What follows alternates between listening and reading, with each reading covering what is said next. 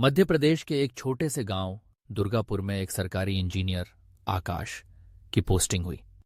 आकाश एक युवा और साहसी व्यक्ति था जो अपने काम के लिए जाने जाता था। उसे गांव में एक नया पुल बनाने का काम सौंपा गया था। गांव के लोग उस जगह के बारे में बात करने से भी डरते थे, क्योंकि वहां के लोग मानते थे कि उस इलाके में एक पुराना मंदिर था जो अब खंडहर में बदल चुका था, और उस मंदिर के आसपास रात में अजीब आवाजें सुनाई देती थीं। आकाश को इस तरह की बातें सुनकर पहले तो हंसी आई, लेकिन धीरे धीरे उसने महसूस किया कि गांव वाले सच में उस इलाके से दूर रहते हैं। एक दिन उसने अपने सहयोगी विक्रम से पूछा, क्या तुमने भी उन आवाजों के बारे में सुना है? विक्रम ने गंभीरता से जवाब दिया, हाँ सर, लोग कहते हैं कि वो आवाजें मंदिर के खंडहर से आती हैं। वहां रात को कोई नहीं जाता, यहां तक कि जानवर भी उस रास्ते से कतराते हैं।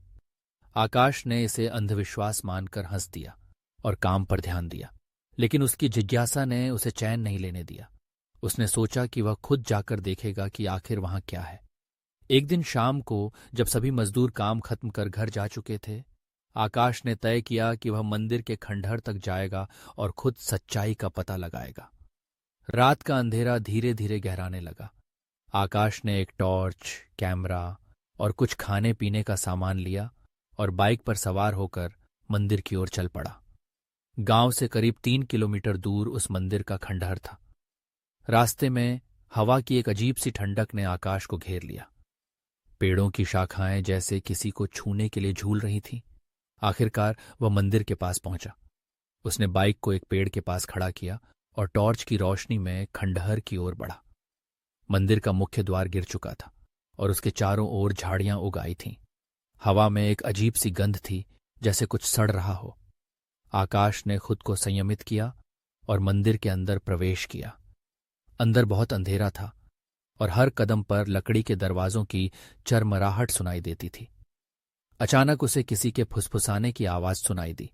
वह थोड़ा चौंका, लेकिन फिर खुद को यह सोचकर शांत किया कि शायद हवा के चलने से ऐसा लग रहा है।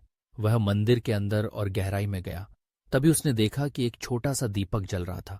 यह देखकर आकाश चौंका, क्योंकि इस वीरान जगह पर कोई दीपक कैसे जला सकता है।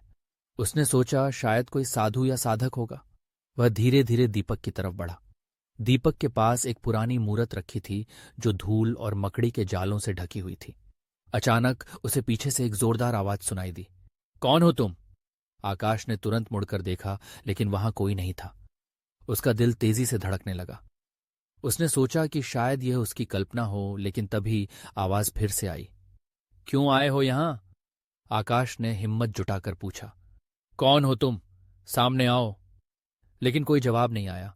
वह अब थोड़ा डरने लगा था, लेकिन उसने ठान लिया था कि वह सच्चाई का पता लगाएगा।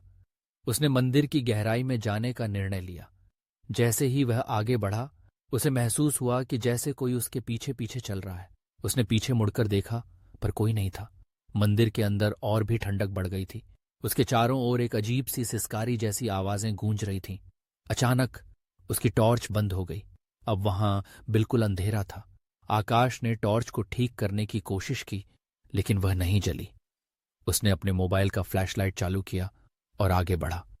अचानक उसे एक छोटे से कमरे का दरवाजा दिखाई दिया।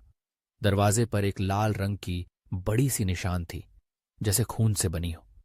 आकाश ने दरवाजे को धक्का दिया, लेकिन दरवाजा नहीं खुला। उसने जोर से धक्का मारा तो दरवाजा एक जोरदार आवाज के साथ खुल गया। उसके सामने एक छोटा सा कमरा था, जिसमें दीवारों पर अजीब अजीब चित्र बने हुए थे। एक तरफ एक पुरानी लकड़ी की टेबल थी, जिस पर एक मोटी सी किताब रखी थी। आकाश ने किताब को उठाया। किताब बहुत पुरानी थी और उसके पन्ने पीले पड़ चुके थे। उसने उसे खोला और देखा कि उसमें अजीब से चित्र और संस्कृत में कुछ मंत्र लिखे थे। अचानक कमरे का दरवाजा खुद ब खुद बंद हो गया। आकाश ने चौंक कर देखा। उसने दरवाजे को खोलने की कोशिश की, लेकिन दरवाजा नहीं खुला। उसकी सांसें तेज हो गईं। तभी एक जोरदार चीख गूंजी और कमरे की सारी दीवारें हिलने लगीं। वह अब डर गया था। उसने किसी तरह दरवाजे को खोलने की कोशिश की, लेकिन जैसे ही उसने दरवाजे को जोर से धक्का मारा, दरवाजा अपने आप खुल गया। वह बाहर निकलने की कोशिश में तेजी से दौड़ा, लेकिन जैसे ही वह बाहर आया, उसे मंदिर के मुख्य द्वार पर एक सफेद साड़ी में लिपटी एक औरत खड़ी दिखाई दी।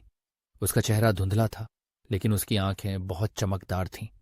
औरत ने एक डरावनी हंसी के साथ कहा, तुम्हें यहां नहीं आना चाहिए था, अब तुम कभी बाहर नहीं जा पाओगे।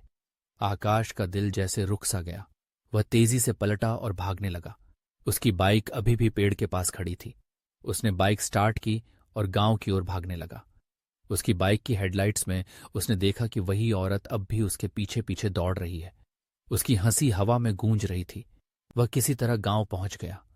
गांव वाले उसे देखकर घबरा गए। उन्होंने पूछा, क्या हुआ, तुम इतने डरे हुए क्यों हो? आकाश ने सारी बातें बताई। गांव के बुजुर्गों ने कहा कि वो तुम्हें वहां नहीं जाना चाहिए था। वह यह जगह शापित है। कई साल पहले वहां एक तांत्रिक ने एक साधना की थी, लेकिन साधना गलत हो गई और तब से वहां की आत्माएं भटक रही हैं। उस घटना के बाद आकाश कभी भी रात में बाहर नहीं निकलता। वह अक्सर नींद में चीखता और कहता, वो अब भी मेरे पीछे है, वो मुझे ढूंढ रही है। उस रात के बाद कोई भी उस मंदिर के खंडहर के पास नहीं गया, और अगर कोई गलती से भी उस रास्ते से गुजरता है तो उसे अजीब सी आवाजें सुनाई देती हैं, जैसे कोई उसके कानों में फुसफुसा रहा हो, तुम वापस नहीं जा पाओगे। समाप्त।